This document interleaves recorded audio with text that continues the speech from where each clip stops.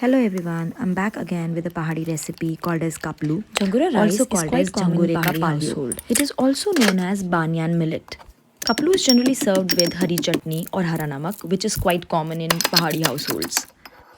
Jhagora or Banyan millet is one of the oldest foods of human mankind and is an ideal substitute for rice. Jhagora is also excellent source of protein and is highly digestible. Growing in the temperate region, it is high in energy and low in calories, making it ideal for the people who are conscious of their health and diet. It also has good amount of soluble and insoluble fibers. Because of that, it helps in preventing constipation, bloating, cramping, etc. Additionally, Jhangora is also rich in iron, calcium, and vitamin B. Jhangora is used for preparing many delicacies in Uttarakhand's Garhwal region.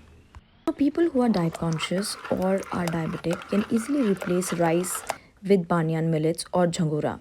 So my kaplu is ready.